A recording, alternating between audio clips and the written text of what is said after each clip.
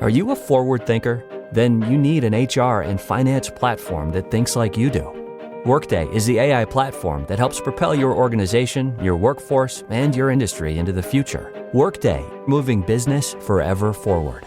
Welcome back to Fine Tuning with Drew Taylor, your one-stop shop when it comes to animation news and commentary.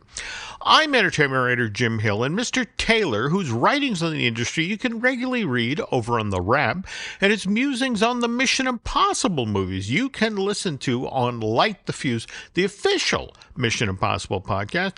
He and I are recording this week's show on Sunday, March 30th. And how are things out in Southern California today, Drew? They're good. I went to Disneyland yesterday and walked around. It was absolutely packed. But between Season of the Force and Food and Wine, it was just a perfect storm of crazy crowds. So, yeah. And speaking of which, we'll be talking about something you saw or heard about in the park later on in today's show. Now, out here in New Hampshire, we're more than a week into spring, but we're currently experiencing an ice storm. And as I look up my front window here, a lot of the trees are bent over. Branches are covered with at least an eighth of an inch of ice, in some places quarter of an inch, which, by the way, reminds me of the opening scene from Disney's new live-action Snow White, which, by the way, Nancy and I finally went to go see this past Tuesday, and sure enough, they've changed the story, so she gets her name because she was born in a blizzard, right? Yep. Yep. Okay. And by the way, I want to point out that Drew's criticism from last week's show, I think is valid. You're not wrong about. There's a lot of songs in this. Yeah. And it's not that they're necessarily bad songs, but it just seems like there's a lot of them. Trying to figure out which one. I know they had to give Gal Gadot something, but I don't know if the Evil Queen song does anything other than another 5 minutes. Yeah. Well, anyway, speaking of Disney's live-action Snow White, second weekend in North American theaters, this Mark Webb movie saw ticket sales fall by 66%. And that's more than Dumbo, right? And I'm blanking the other more recent live-action Disney. And Disney was actually hoping they'd get another weekend at number one, but the box office estimates actually show, what is it, A Working Man, the Jason Statham action thing, actually came out on top, right? 15.2 versus, and you were pointing out as we were pre-gaming the show, this is lesser Jason Statham, right? This is damn near direct-to-video Jason Statham. I saw that they were kind of fighting it yesterday with Disney saying, well, wait. You know, the weekend's not over yet. And then by today, they had given up hope on that one. Yeah.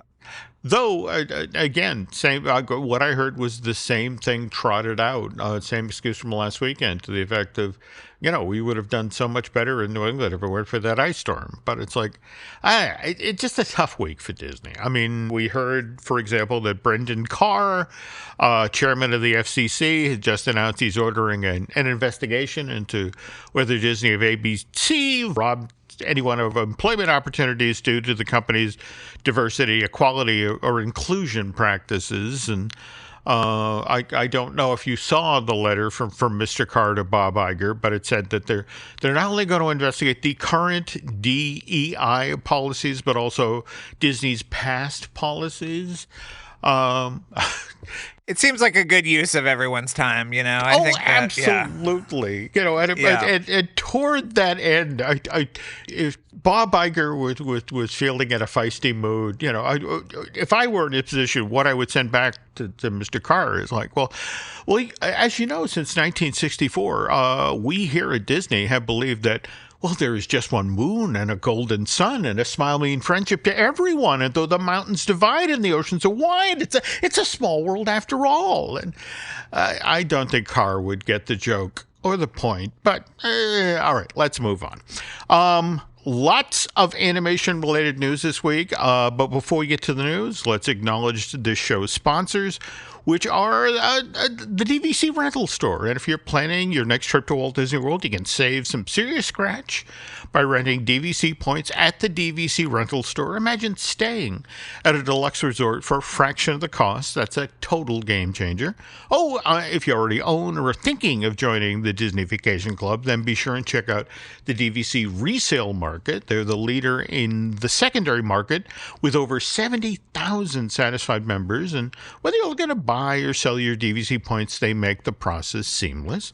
And all right, so we were just talking about this weekend at the box office, but Drew, who dug up all of the news stories for this week, wanted to point out it's not all bad news at the North American box office, at least as animation is concerned. And you were pointing out the box office for the 4K restoration of Princess Mononoke, right? It was the highest per screen average of any movie this weekend, and I think it actually got a little boost by all of the absolute crap AI stuff involving Studio Ghibli this week. So yeah.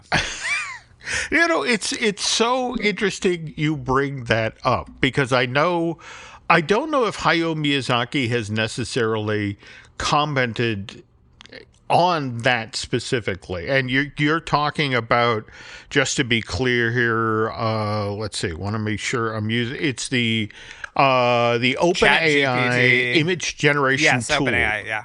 Yeah, from ChatGPT, which can take your profile picture or a family photo or still from your favorite movie and turn it into something that looks like it's straight out of a Studio Ghibli movie. And I'm not going to lie, Drew. I mean, I get that, Hayao Miyazaki has sort of indicated he absolutely hates this sort of stuff. But it does look kind of cool, doesn't it? I mean, a little. I cannot vouch for this in any way, especially with the White House sharing a Studio Ghibli generated shot of somebody being deported. Okay.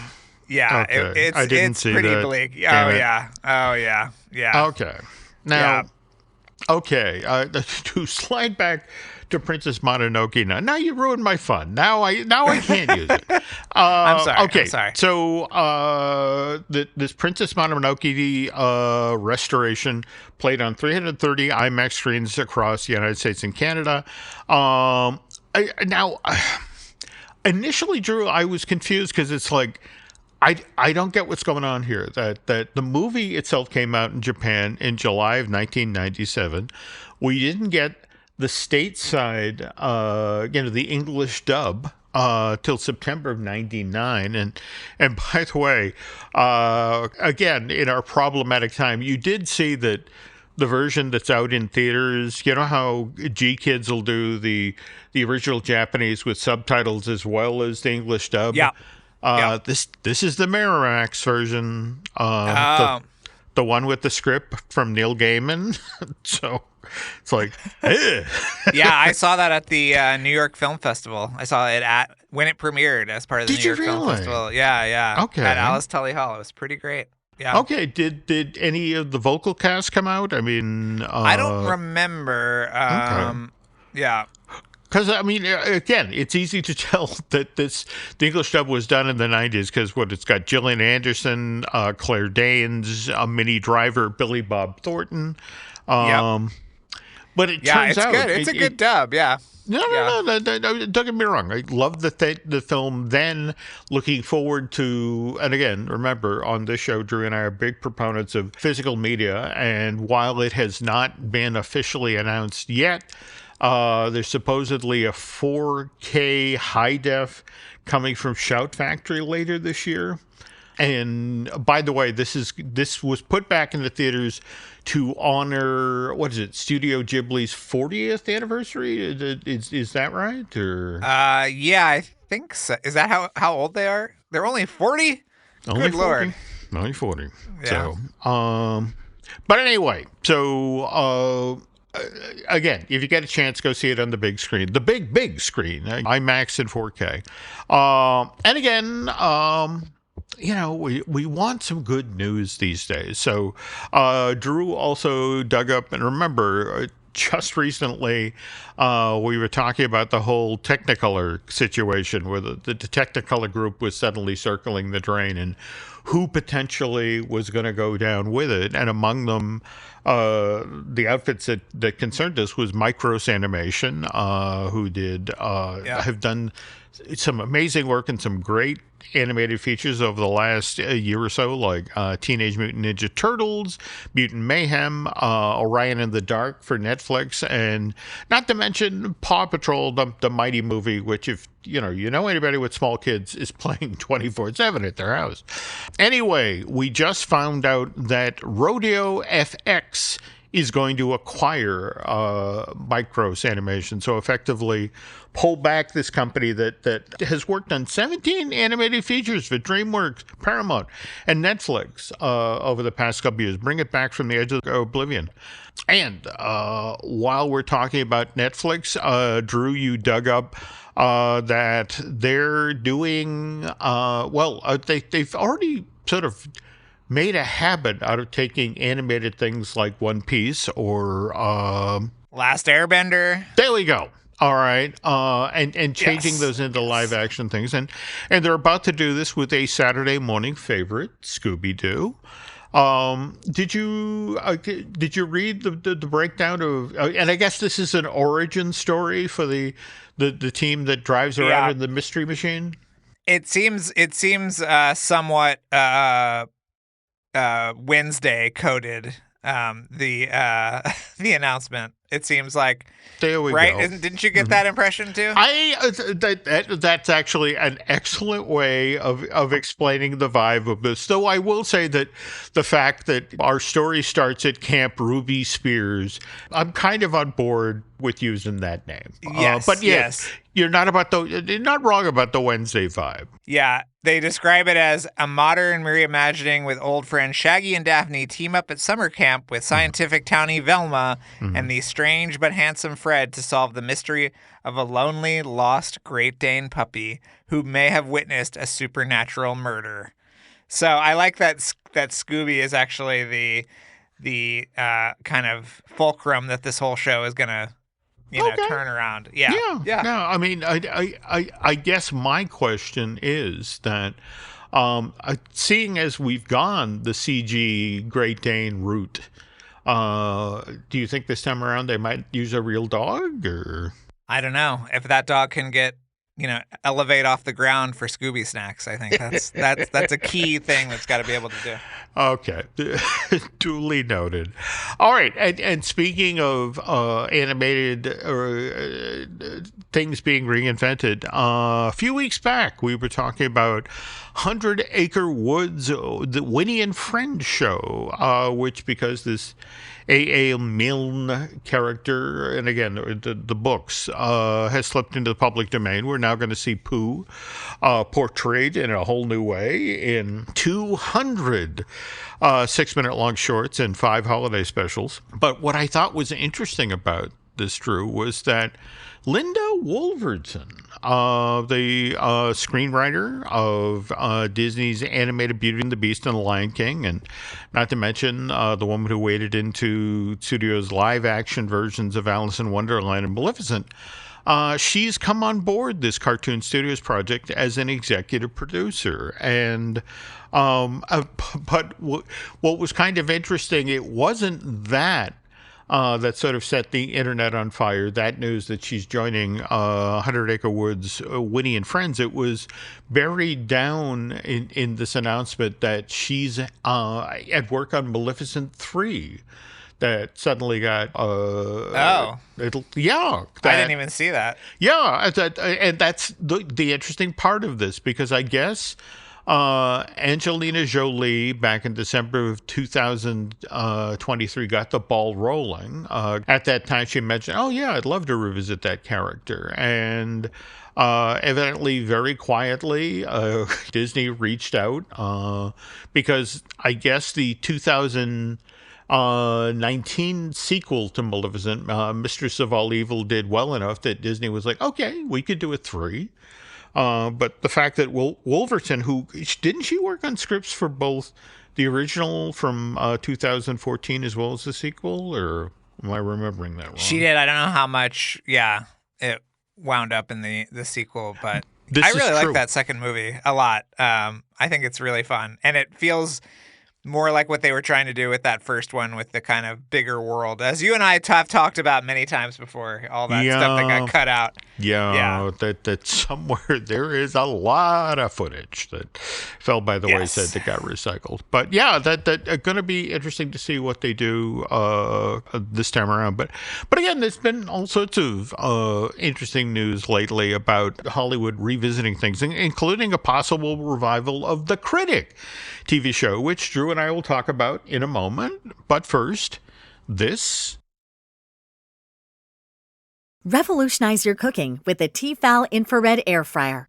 Watch as your food crisps up through a large lighted window and delight in faster, crispier, and juicier results with no preheating, thanks to Tefal's advanced infrared technology. Discover the future of cooking and bring innovation into your kitchen by visiting Tefal.com. You need a vacation, so why not come play in LA? Fill your days with fun and let Los Angeles dazzle you with iconic landmarks, epic scenery, and stunning coastlines. And when the sun goes down, it's the perfect place to enjoy world-class dining and nightlife. Let play lead the way and soak up all this city has to offer. Start planning your LA getaway now at visitcalifornia.com.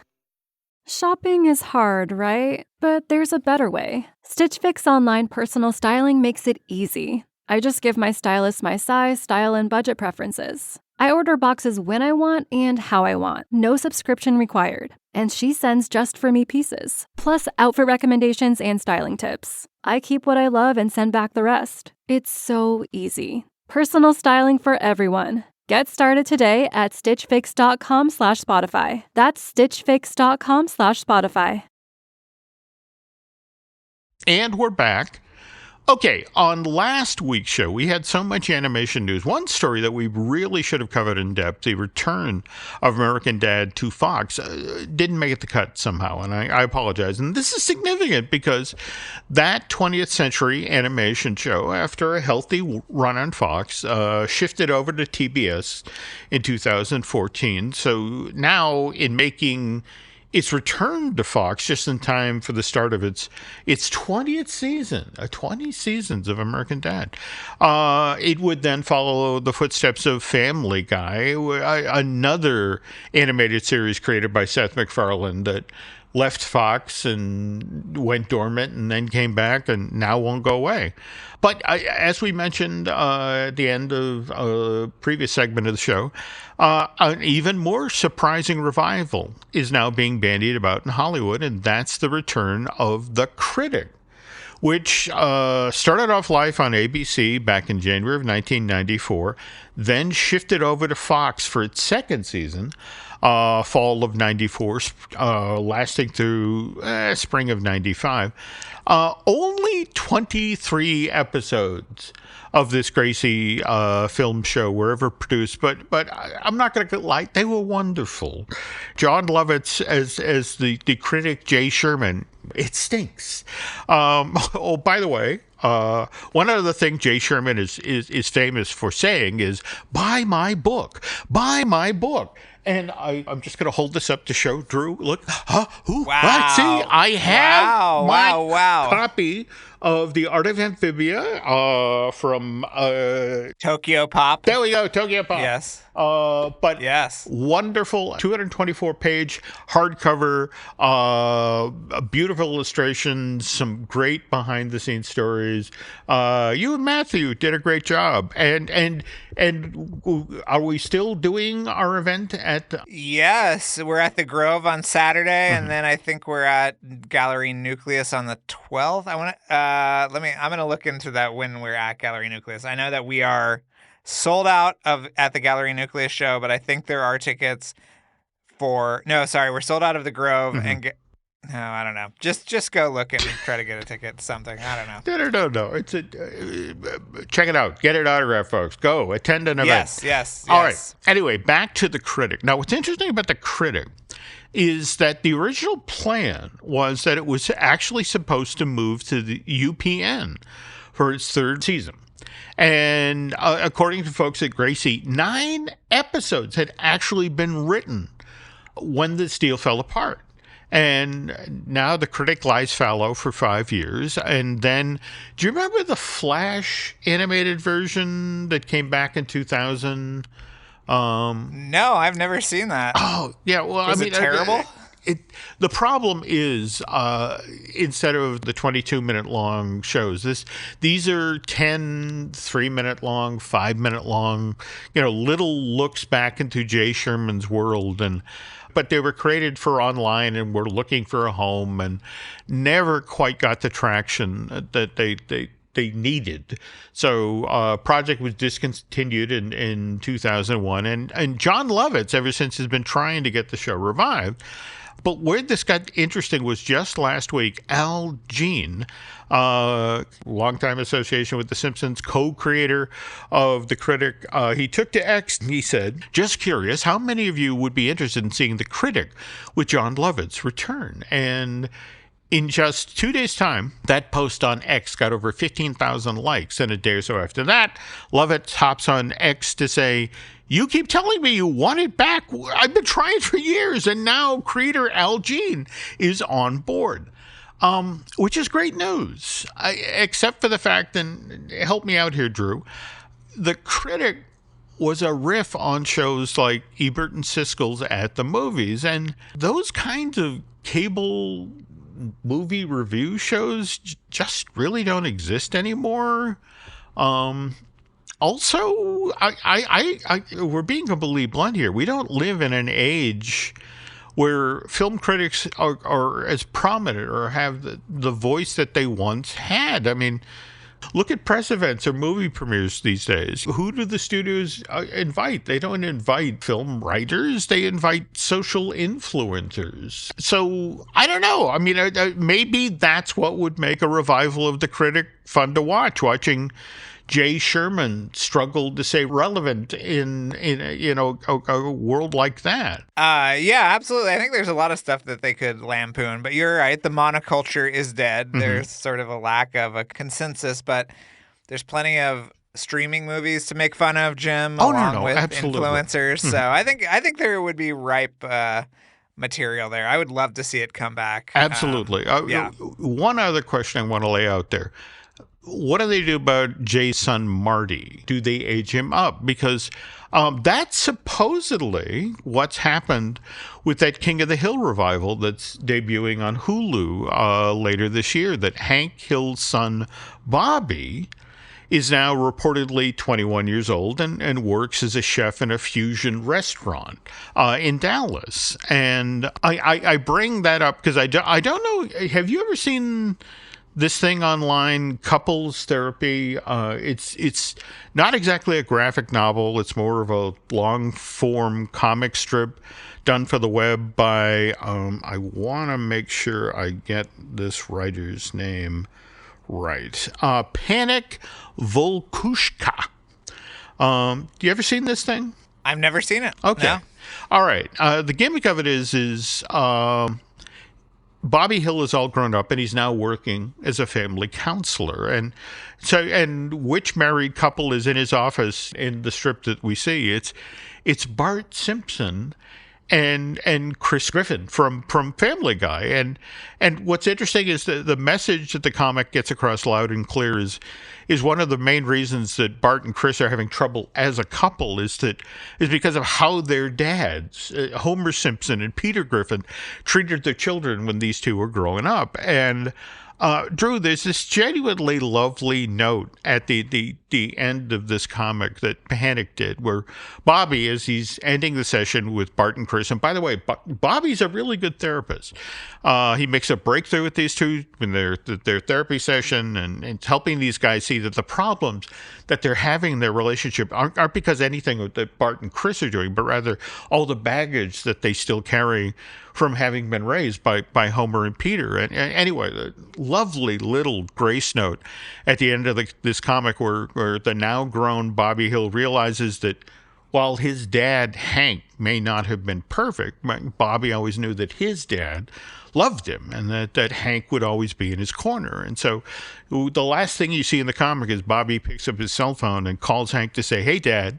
He said, no, everything's fine. I saw some clients today, and you're a great dad, and just it gives you the feels, especially if you're someone like me who wishes you could pick up your phone and tell your own dad that sometime. But anyway, this thing is called Couples Therapy, and you can find it on the Tumblr feed of Panic, and that's VOLKUSHKA.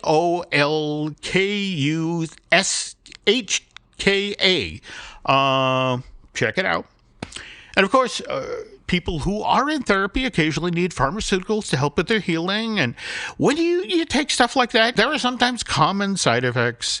And speaking of common side effects, Adult Swim has decided to renew its animated comedic thriller, which, by the way, executive produced by Mike Judge and Greg Daniel, the talented guys behind King of the Hill.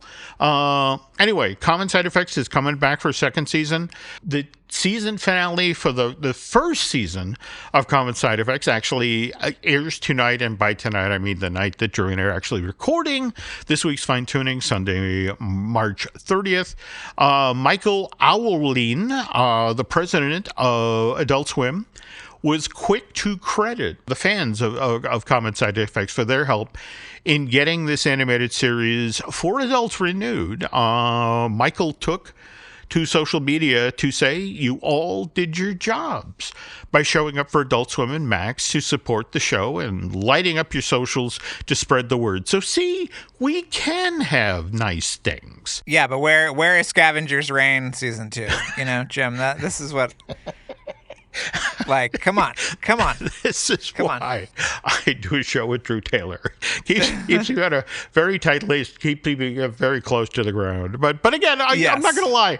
I like this message for this moment in 2025. That's show up and speak up, which, by the way, appears to be happening over on the Warner Brothers lot based on the posters. Did you see where somebody snuck onto the lot and stuck up posters on building 131? No, what did it say? Oh, they're talking about the tearing down the old the Looney Tunes. Oh, by the way, we'll be sharing the story in the next part of today's show.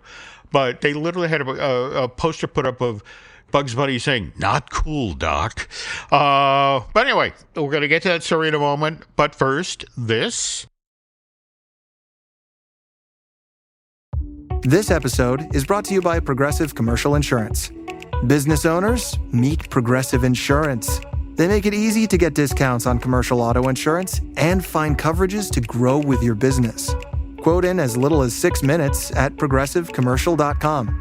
Progressive Casualty Insurance Company. Coverage provided and serviced by affiliated and third-party insurers. Discounts and coverage selections not available in all states or situations. Empower. Claire is practicing her breathing for her upcoming yoga retreat in Bali. Has she ever done yoga before? No. But Claire worked with Empower on her savings and investment strategy. She got good at money, so she can be a little bad. Empower. Invest well, live a little. Join our 19 million customers today at empower.com. Past performance is not indicative of future returns. Investing involves risk. You may lose money. Advisory services are provided for a fee by Empower Advisor Group, LLC, EAG, a registered investment advisor with the Securities and Exchange Commission. Om Namaste. Vacations will never be the same. Welcome to the theme parks of Universal Orlando Resort. With spectacular hotels and more, Universal Orlando offers an entire week of vacation awesome. Visit universalorlando.com. And we're back, but before we get to that Looney Tunes related news, Drew mentioned earlier in the show that he and Katie went over to Disneyland yesterday, walked around the park in some very crowded conditions. How did you find out about this Powerline Max popcorn bucket? Well, I saw an ad when we got back, but I saw a bunch of Goofy movie stuff in the parks that I had never seen before. They had a hat that kind of had Max's little tuft of hair popping out, and a whole bunch of shirts, and of course, Jim, a Loungefly backpack. You know, we always need one of those. And so, yeah, it was just interesting that after we came home, I saw that Disney Parks had posted about this popcorn bucket, which previously had only been available at the 90s night This is true. after hours celebration. That's right. Came back. Yep. Yes. And that was held earlier this month, March 4th through the 6th. And what Drew's describing here, this Max-as-Powerline popcorn bucket, for those of you who don't remember this moment in the Goofy movie, Max, Goofy's son, wants Roxanne, the high school girl that he's crushing on, to notice him. So he dresses up at Powerline, this Michael Jackson-like pop star, and then hijacks the school assembly as he lip syncs to Stand Out, which is this Powerline hit song. Anyway, this is the scene that effectively sets the whole storyline of a Goofy movie in motion, which is why it's so cool that, again, for this Disney After Dark 90s night event, company creates this popcorn bucket, by the way, killer pose of Max and his Powerline, bright yellow Powerline outfit, complete with his sunglasses. But as Drew mentioned, again, this was popcorn bucket was only previously available to folks who attended that after-hour hard ticket event. But I don't know if they overbought or Disney had a change of heart and decided to take pity on those of us who couldn't make it out to Anaheim for the Disneyland After Dark 90s night. But now these Powerline buckets will be available for purchase by regular guests. Now, the fine print. You have to be at the resort Friday, April 4th through Monday, April 7th. And these Powerline buckets will only be on sale in the following locations: Galactic Grill in Tomorrowland, Troubadour Tavern in Fantasyland, and Cafe Daisy in Mickey's Toontown. That's in Classic Disneyland. Meanwhile, over at DCA, you can find these, what a surprise, at the popcorn carts in Hollywoodland, Paradise Garden, and Grizzly Peak, again over California Adventure. Have you heard about the other hot merchandise item at the parks that we were told about yesterday, which are ornaments of the popcorn buckets? And you can actually flip back the little thing and then there's glowing popcorn inside of these ornaments. Wow. They have the three-eyed alien, the Pete's Dragon float from the Main Street Electrical Parade. And there's one more. But anyway, the girl said that they are just selling out every day of these ornaments. So if you want that popcorn magic on your Christmas tree, Jim, you can get it. Yeah. For those of you who've completed your collection of Disney theme park trash can ornaments. No. Yes, exactly. Something else to obsess about. By the way, since we're talking about a Goofy movie, which, by the way, is celebrating its 30th anniversary this coming month, April, want to point out that not just a goof, brand new documentary that takes a look at the creation of that Kevin Lima film debuts on Disney Plus on April 7th, and don't be too surprised if in the not so distant future you hear myself and Mr. Taylor talking with the filmmakers of that documentary on an upcoming episode of Fine Tuning. All right, moving on to the story we teased before our last break. Again, Building 131 on the Warner Brothers lot, which is where the animators who worked on Looney Tunes shorts made their home from, this would have been the early to mid 1940s to the early 1960s. It's due to be torn down because as the folks who work at the Burbank lot explained, they needed additional base camp space for all of the HBO shows that are currently being shot at Warner's. And for those of you who don't understand that filmmaking term, base camp space is, that's everything from additional parking close to the sound stages that are being used to where craft services might be set up, or, a place where the extras can stand and smoke and look at their phones while they're waiting to be called back to set.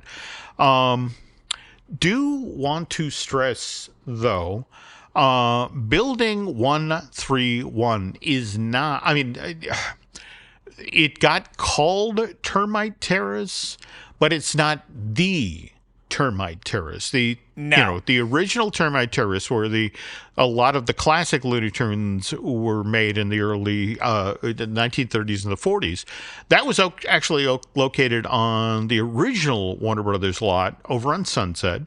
And that a good chunk of that production facility still survives as Sunset Bronson, right? Yeah. The Sunset Bronson stages are very active. Okay. Yeah. Okay. But the teeny tiny building that we're talking about here, I mean, the reason it was nicknamed Termite Terrace was it was so crummy. And in fact, in the 1940s, it first got condemned and then got torn down. Whereupon the Warner Brothers animators moved into building 131. Now, weird bend on this story, Drew, is they were only in that building for a decade when suddenly Jack Warner decides, June of 1953, that he's going to shutter the studio's animation division. One fell swoop. 70 animators and artists are thrown out of work because Jack's looking at the 3D movie craze that's sweeping Hollywood, and he decides, okay, people aren't going to want to see animated cartoons anymore. And now, mind you, Eddie Selzer, the executive who's in charge of the Warner Brothers theatrical animation unit at that point, as he's handing out the pink slips, he's literally saying, "Don't go too far. Jack's likely to change his mind. We could be back to work as early as 90 days from now." And as it turns out, Eddie was right about the return to work, but wrong about the timing of the recall. And actually took 5.5 months. This puts us in October of '53, when Jack realizes might have been a little hasty about the 3D movie thing and completely changing how Hollywood would do business. So he puts out the call for all the old Warner Brothers animators to return to the lot. And one of the people to heed the call is Chuck Jones, who for the past 4 months has been over at Disney sharing an office with Ward Kimball. They were supposed to be working on the ogres for Sleeping Beauty, but things were moving so slowly on that film. I mean, the two of them just sat in there reading newspapers and smoking and talking. And I would love to know what those two animation icons, how they killed time for 4 months. You might not want to know, Jim. You might not. All right. But you know. Duly noted. Okay, so now back to building 131. And the animators moved back in, which, by the way, Drew, you need to go take a look at the picture of this thing, because I swear to God, Alice went to primary school in a building that looked just like this. Oh, yeah. No, I went on the tour, not this Christmas, but the Christmas before, and they barely even acknowledge it on the backlot tour. They're like, "Oh yeah, that building, whatever," and it's like, whoa. But it is very, yeah, it's tiny. It's a low slung building with a pitched roof, and that's basically it. So and the other thing, and one of the reasons that they don't necessarily acknowledge it with any pomp and circumstances, it had effectively been closed since '63. I mean, in fact, that's when the studio, as part of a larger cost savings move, actually shut down its theatrical animation unit and then began farming out work on. I mean, they still had to deliver shorts to theaters, so they hired third-party firms like the Patty Freleng Enterprises, and they're the ones who actually kept Looney Tunes up and running till September of '69. And but mind you, on very limited budget, and this is the part of it I just do not understand, Drew. That evidently to Patty Freleng, when they took up the contract, they were told, "Oh, by the way, you can only use 4 characters. You can use Daffy Duck, Speedy Gonzales, Wile E. Coyote, and Roadrunner. All of the other classic Warner Brothers Looney Tune characters were thought to be too expensive to animate." So, have you ever seen any of the shirts from this period where Daffy Duck is trying to catch Speedy Gonzales, and it's like, why does a duck want to catch a mouse? It's just, it makes no sense. But anyway, long story short, from the mid-1940s, again, through 1963, some very talented people worked inside of that building. And by the way, a Deadline reader named John Alton recently posted this on that site. It's like, I had the pleasure of walking through Building 131 with veteran Warner Brothers animator Virgil Ross and Lee Adams, who was the studio archivist at the time. This was back in 1995. And as we strolled down the corridor, Virgil, who had been working with Leon Schlesinger and Warner Brothers since 1935, began telling Lee and I that, well, this is Chuck Jones' office, and this is where Friz Freleng worked, and on and on. And the young people who were working in these same offices at that time had no idea the magic that had been created in those buildings. But, I mean, and here's the thing. We mentioned the folks who snuck onto the lot and put posters this past weekend and put posters up to show that there are people who care about this piece of history. But at the same time, it's Building 131 is not the original Termite Terrace. And more to the point, the artists and the animators who actually created the Looney Tunes shorts haven't worked in that building since 1963. So that's more than 60 years now. And look, Drew, I don't need to tell you that Hollywood is a tough town when it comes to its own histories, especially animation-related history. I mean, witness what happened just last year in June of 2024 when Snow White Cafe closed on Hollywood Boulevard. Had been there since 1946, had murals that were created by actual Disney artists. They got in the building without a thought. And I'm assuming at this point it's, a fast food joint. And again, just want to point out the obvious irony. The day the world blew up, a Looney Tunes movie is out in theaters. Mind you, it's only playing at matinees at this point. And in theory, would have been a great time to shine a spotlight on Warner Brothers history. But, of course, the studio sold off the day the world blew up to Ketchup Entertainment. By the way, have we heard anything further about Coyote versus Acme and the ketchup deal? Or no, we haven't heard anything. I saw that The Day the Earth Blew Up has now rounded the corner and made more than $10 million, which is actually pretty great for a movie that only cost $15. Okay. So I feel like it's looking better and better, but we have not heard anything official. So until I get the press release, Jim, I will take this with a grain of salt. Yeah. By the way, folks, if you want to get a taste of The Day the Earth Blew Up, someone has posted online the clip where Porky encourages Daffy to go full Looney Tune on the asteroid that's about to strike Earth. And it's that whole piece of animation that looks like Bob Clampett on acid. I mean, it's wonderful. Yeah.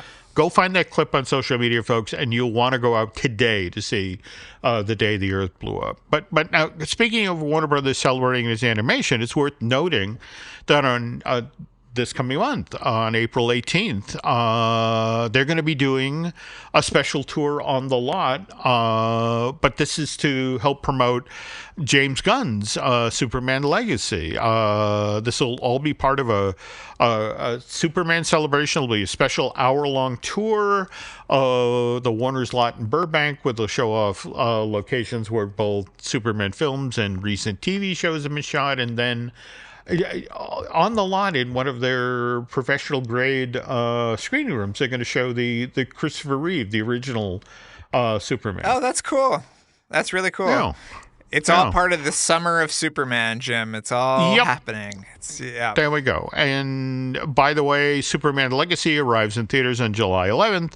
But another summer blockbuster that's highly anticipated is, of course, Mission Impossible: The Final Reckoning, which will be arriving in theaters in just 8 weeks from now on May 23rd. Yikes.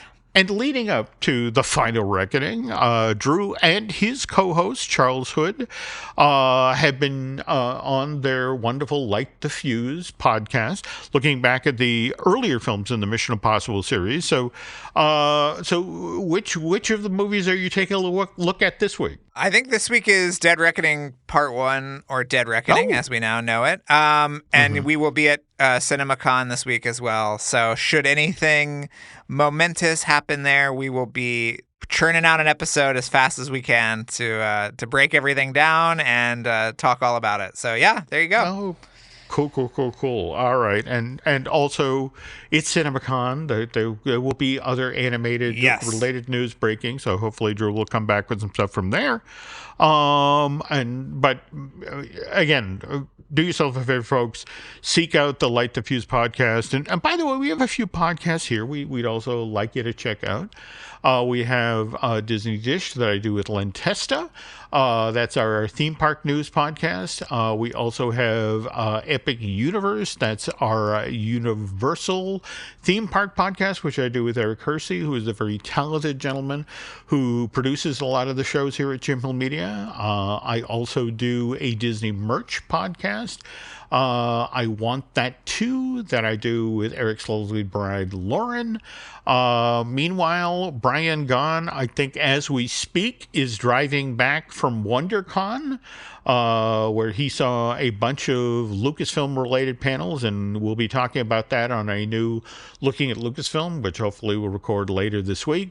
Also, want to remind you about the Themed Entertainment podcast, Themed Entertainment History podcast we do here, Manufacturing the Magic. That's something we present that's produced by Noah and Shelley Valladolid.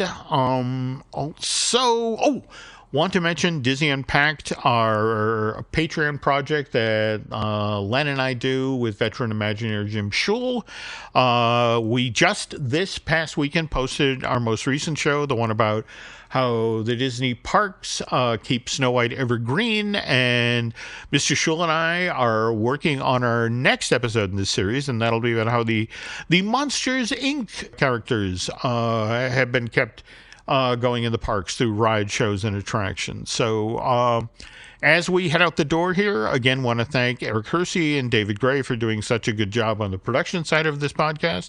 Also want to ask that you do a favor for Mr. Taylor and myself. They head over to Apple Podcasts and rate and review, well, not just this show, Fine Tuning, but also Light the Fuse. And then social media-wise, where are we these days, Drew? Still on X, formerly Twitter and Instagram, at Drew Tailored, like a tailored shirt. What about you, Jim? Still on X and Instagram as Jim Hill Media, and on Facebook as Jim Hill Media News, but I keep being told I need to get over on Blue Sky, so I guess I got to do that at some point. By the way, on previous shows, Drew has mentioned an upcoming animation art auction. Is this Animade? Is that yes. Okay. Yep. All right. So I did a little digging on this, folk, and the goal of Animade, they're looking to raise $5 million to help support over 60 animation families who have lost or been misplaced from their homes in the recent crisis. And catchphrase for this event is animating hope one frame at a time. So if you want to search that, there's supposedly some amazing pieces coming up for bid. And beyond that, on behalf of Mr. Taylor, just want to thank you for listening to this week's Fine Tuning. And once he gets back from Las Vegas, we'll be back soon with a new show. Till then, take care.